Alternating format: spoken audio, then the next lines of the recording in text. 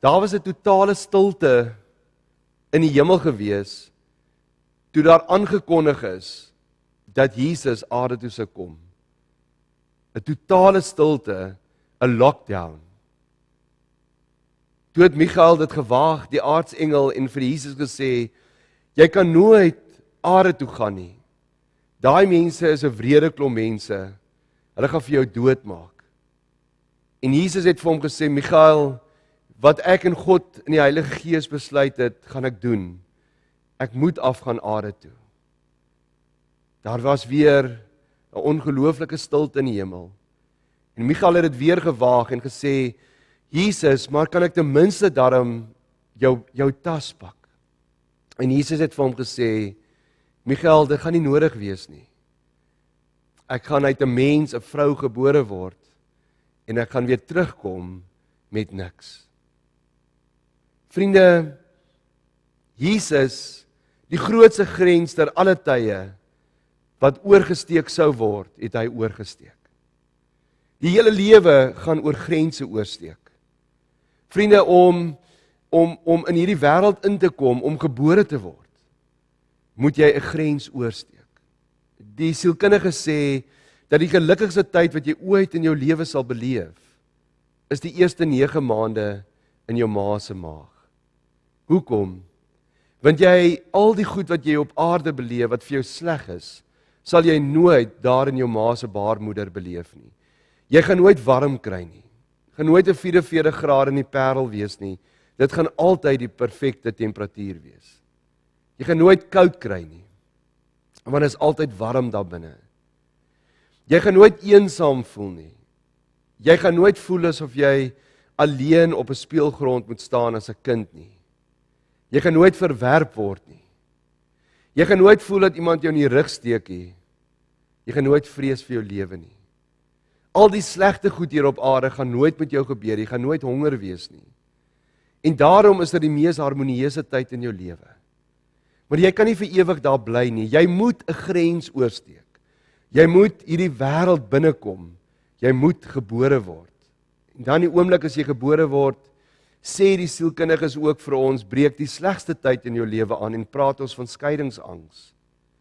Wanneer jy vir die eerste keer ruimte beleef, en dit voel vir jou asof jy uit 'n vliegtuig val sonder 'n valskerm. Wanneer jy vir die eerste keer lig sien, want vir 9 maande was dit donker daar binne. Vir 9 maande het mense ver van jou af gepraat. En ewe skielik praat almal in jou ore. Suig hulle die vloeistof uit jou neus uit. En is dit een van die traumatiesste ervarings wat jy ooit sou beleef. So is dit wanneer ons grense oorsteek, vriende. Die hele lewe gaan oor grense oorsteek. Om met kanker te leef, gaan oor om 'n grens oor te steek. Om met kanker of enige terminale siekte te leef, gaan daaroor dat jy jou voor moet berei om 'n grens oor te steek. Om te trek vanuit Kroonstad Parel toe, moes jy 'n grens oorsteek en kan dit traumaties wees vir mense. Vriende, om 'n eerste baba te hê, min mense dink so daaraan, is om 'n grens oor te steek. Want vir jou hele lewe lank het jy die 3 goed wat die mees persoonlik is, met ander woorde, om te eet, om te slaap en om badkamer toe te gaan, het jy op jou eie tyd gedoen. En nou ewe skielik doen jy dit op baba se tyd. Maar vriende, om COVID-19 te beleef en om vasgevang te wees in COVID-19, is om 'n grens oor te steek. Dit is die moeilikste ding vir die meeste mense nog ooit in hulle lewe. Jy moet emosionele grense oorsteek. Jy moet die bekommernis van, gaan ek finansies hê om van te oorleef? Jy moet die emosionele grens oorsteek van, is dit miskien die einde van die wêreld? Jy moet die emosionele grens oorsteek deur jou pa of jou ma se dood te rou, maar jy kan nie eers by hulle begrafnis wees nie. Jy moet 'n emosionele grens oorsteek van om die hele dag met jouself vasgevang te wees in 'n huis. En dan moet jy fisiese grense oorsteek. Jy moet in jou huis bly, jy kan nie gaan oefen nie. Jy vrees dat die aanraking van iemand of een van die masjienkies waarop jy jou kaart se nommer insleutel, kan jou fisiese dood ook veroorsaak. Maar vriende, die grootste grens wat ooit oorgesteek was, was die grens gewees vanaf God wees na mens wees. Vanaf die goddelike heerlikheid, Filippense 2 vers 5, waarin Jesus gewoon het, sy hele bestaan nog voor dit, om daai grens oor te steek, om binne in die baarmoeder, die vleis en die bloed van 'n moeder, van 'n mens, te leef en gebore te word. Die groot grens, vriende van Christus, vanaf 'n hemelheerser na 'n wêreldse slaaf. Vanaf engele om sy troon, wie elke dag sê, heilig, heilig, heilig. Vriende, na 'n skreeuende barbaarse skare wat sê, kruisig hom, kruisig hom. Vanaf die eenheid, vriende, in die drie-eenheid. Na die verdeeldheid in die drie-eenheid, die vir eerste keer in die bestaan van God vir eeue en eeue lank, waar daar 'n skering gekom het van die eenheid in die drie-eenheid, na die verdeeldheid in die drie-eenheid, toe Jesus gesê het, my God, waarom het U my verlaat? Vriende, die vraag vanoggend is, wat doen grense aan ons? Wat maak grense met my en jou? Een van die mooiste verhale in die Ou Testament, waar ons lees waar 'n grens oorgesteek word, is die verhaal van Jakob. Of soos 'n Hebreëse naam sê, Jakob. En ek wil vir u twee gedeeltes lees, en vir die geleentheid gee om gou u Bybels oop te maak, by Genesis 28 vers 10. Genesis 28, en dan kan u ook blaai na Genesis 32. Vriende, dis 'n parallelle verhaal. In beide van hierdie verhale lees ons goed wat saam gebeur. Maar daar is tog enkele verskille. In die eerste verhaal veg hy weg van Esau af. In die eerste verhaal is hy die iemand wat die heeltyd voorgetrek word. Hy's iemand wat net die goedheid in die lewe al beleef het. Hy's die een wat sy broer se eersgebore reg gesteel het.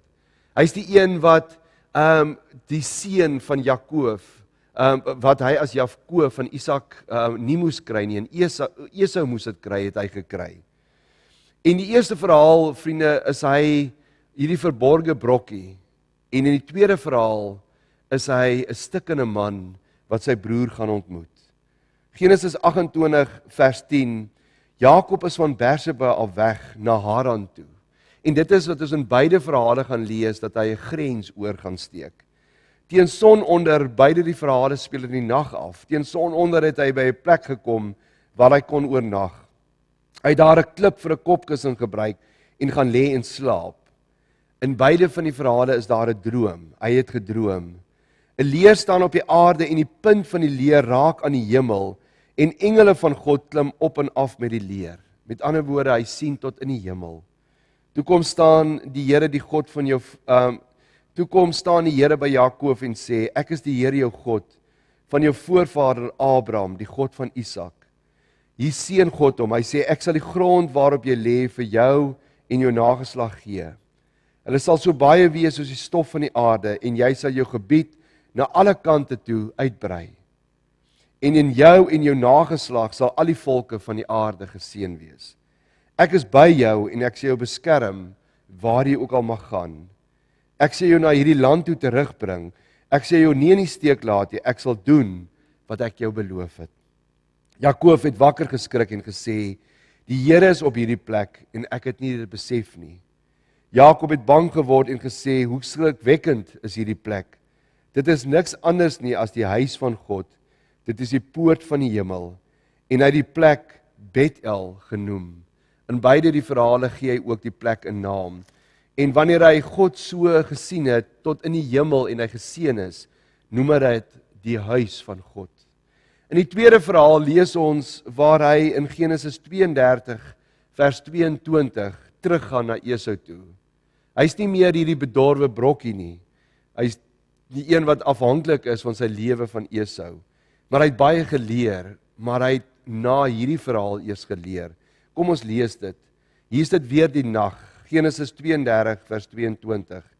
Die nag het hy opgestaan en sy 2 vrouens en sy 2 persoonlike slavinne en sy 11 kinders gevat en deur die Jabok-rif gegaan. Hier steek hy weer 'n grens oor. Nadat hy hulle deur die rivier gevat het, het hy ook alles wat hy besit laat deurgaan. Jakob het alleen daar agter gebly en 'n man het tot dagbreek toe met hom gestoei. Toe die man agterkom dat hy nie vir Jakob kan wen nie, en die man terwyl hy met hom stoei vir Jakob teen die heup geslaan, sodat dit uit potjie gespring het. Die man het vir Jakob gesê, los my, want die dag breek. Jakob het geantwoord, ek sê jou net los as jy my seën, want Jakob is gewoond aan seëning in sy lewe. Toe vra die man vir hom, wat is jou naam? En hy antwoord, Jakob. Die man het gesê, jy sal nie meer Jakob genoem word nie, maar Israel, want jy het teen God en teen mense stryd gevoer, en jy het dit end uit volgehou. Toe sê Jakob, sê my tog jou naam, en die man vra, waarom vra jy my naam? Hy het vir Jakob net daar geseën, en Jakob het die plek Peniel genoem, want het hy gesê, ek het God van aangesig tot aangesig gesien, en tog het ek nie omgekom nie. Vriende, in beide hierdie verhale wat ons gelees het, die parallelle is in beide van die verhale word daar 'n grens oorgesteek. In beide van die verhale, vriende, speel in die nag af. Want om 'n grens oor te steek, liewe vriend, partykeer beteken dat dit nag is om jou. In COVID-19 reg oor die wêreld beleef mense dit as nag. In jou eie lewe, as jy 'n moeilike grens al moes oorsteek, het dit donker geword om jou en is dit nie maklik nie. Vriende, in beide die verhale is daar 'n droom aanwesig en soms is wanneer ek en jy 'n grens oorgesteek het, is dit 'n wonderlike droom as ons die nuwe aanstelling gekry het of ons het gesond geraak van kanker. Maar vriende, soms kan 'n droom ook 'n nagmerrie wees, soos in die tweede verhaal. In beide die verhale, vriende, gee hy die plek 'n naam. In die eerste verhaal lees ons, noem hy dit Bet-El. Met ander woorde, Bet, die huis, El, God, die huis van God. Jy sien, wanneer jy geseën word en jy die leer sien staan van die aarde tot in die hemel en die engele kan sien, dan noem ons dit altyd Bet-El. Maar wanneer ons verwond is en wanneer ons gestoei het met die dood, vriende, noem ons dit heel dikwels Peniel. Peniel wat beteken die aangesig van God.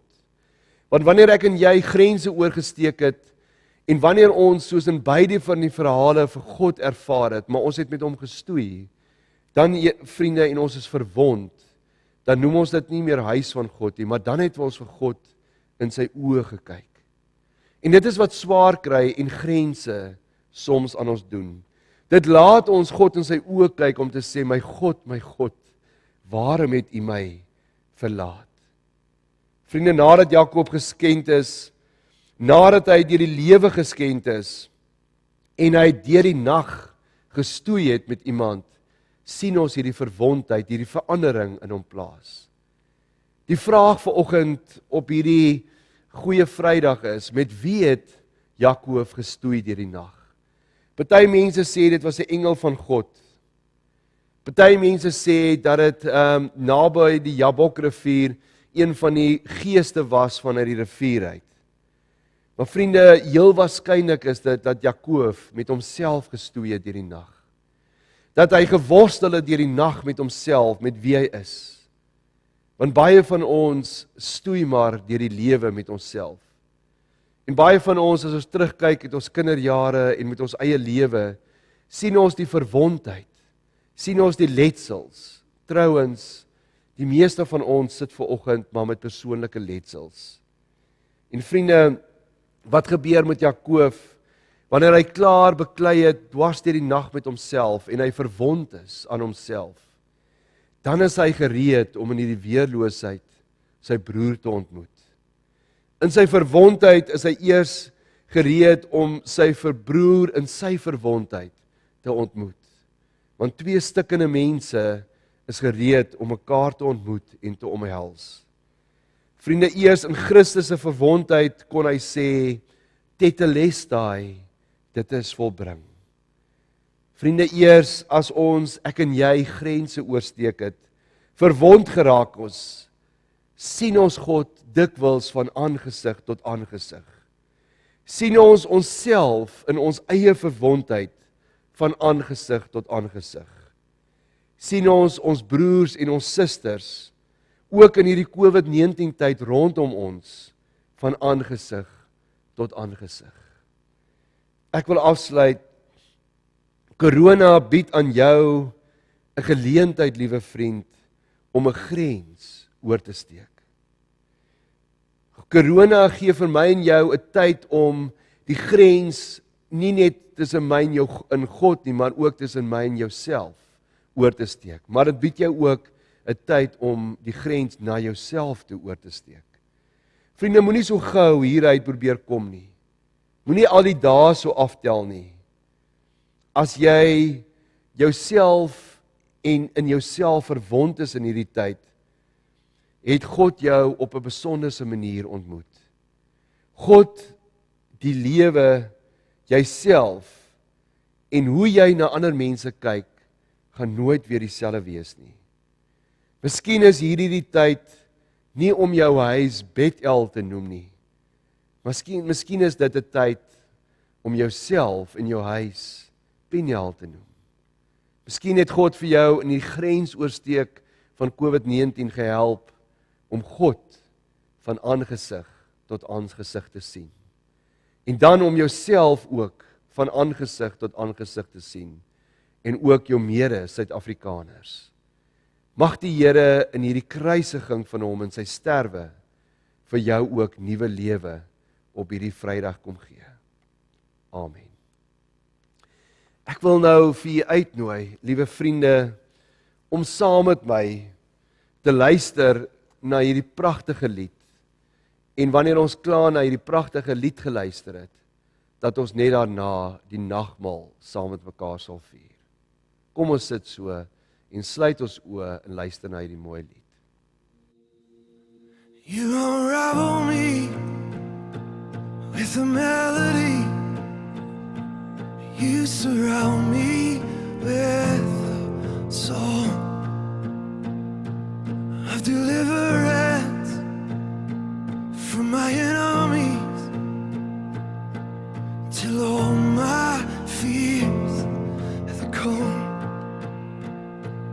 I'm no longer a slave to fear. I am a child of God. I'm no longer a slave to fear.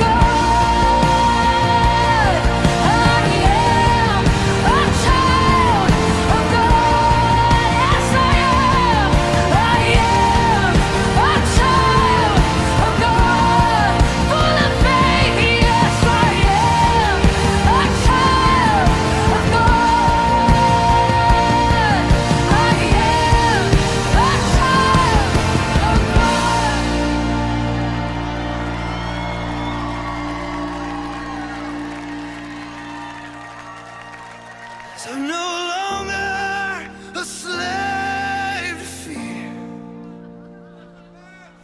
I am a child of God. I'm no longer a slave to fear.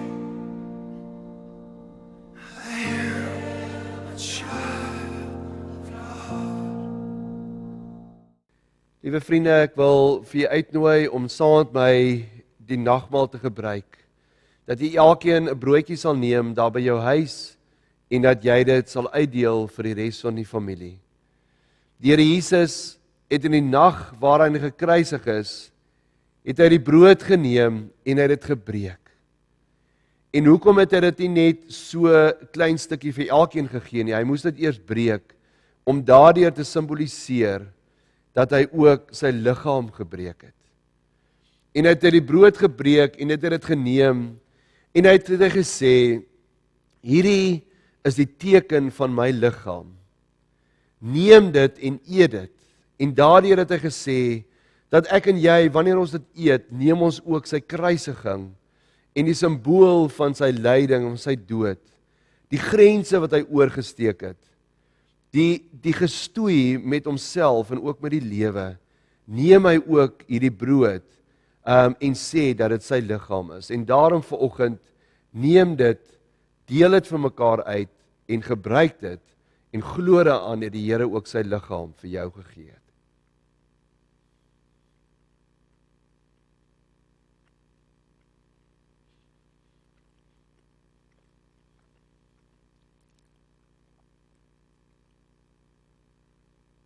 Here, dankie dat U grense oorgesteek het. Dankie dat U liggaam vir my gebreek is. Dankie dat U drie eenheid vir die oomblik aan die kruis gebreek is, sodat ek in vryheid kan leef. Here Jesus het ook in die nag waarin hy gekruisig is, het hy die beker geneem en het hy wyn daarin gegooi en het hy gesê dat ek is uitgegiet soos 'n drankoffer. En daarom is hierdie die teken van my bloed wat aan die kruis gestort gaan word. Maar 'n teken van julle vryheid en dat ek die grens oorgesteek het. Dat ek 'n mens in 'n wêreldse liggaam aangeneem het waarin daar bloed is. Maar dat ek soos julle geword het en dat ek aan die kruis gesterf het om julle vry te maak. Neem dit, drink dit en glo dat ek ook my lewe vir julle afgelê het.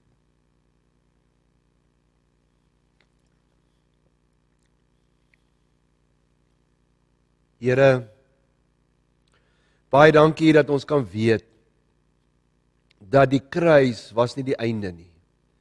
En daarom is COVID-19 ook nie die einde nie.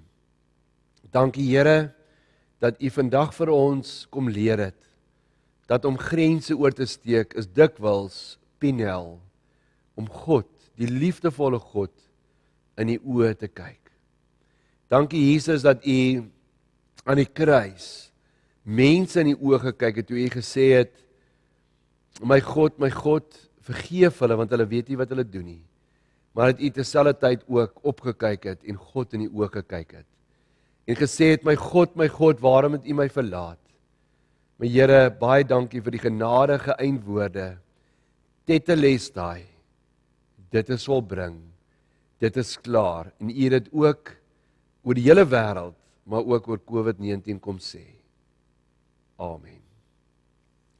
Liewe vriende, ek seën julle graag vandag en sê, gaan uit as 'n gesin, gaan leef daar met mekaar saam, by julle huise, geniet mekaar in liefde, en die seën van die Here gaan met julle. Die Here is voor julle, om die weg vir julle gelyk te maak.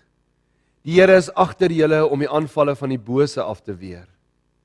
Die Here is binne julle, om julle te lei met sy Heilige Gees. Die Here is bo julle, om julle te seën. Die Here is langs julle, om julle toe te vou in sy arms, selfs as julle vrees vir COVID-19. En die Here is ook onder julle, om julle te dra, as julle sou moeg word. Amen. Stand amazed in the presence of Jesus the Nazarene.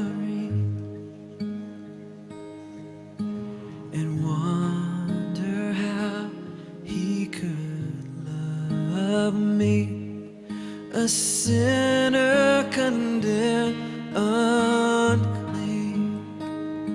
singing how marvelous, how wonderful, and my soul shall ever be. How marvelous and how wonderful is my Savior's love for me. Let's sing that first verse again. I stand amazed. I stand amazed in the presence of Jesus the Nazarene, and wonder how he could love me, a sinner condemned unclean, singing how marvelous, how wonderful, and my soul shall ever be. How marvelous, how wonderful is my Savior's love for me.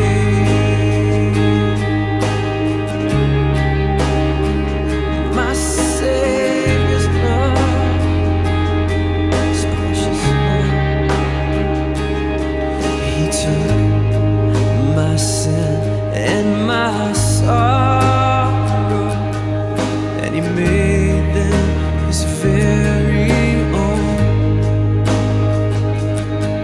and bore the burden to Calvary, and suffered and died alone. He took my sins, he took my sin and my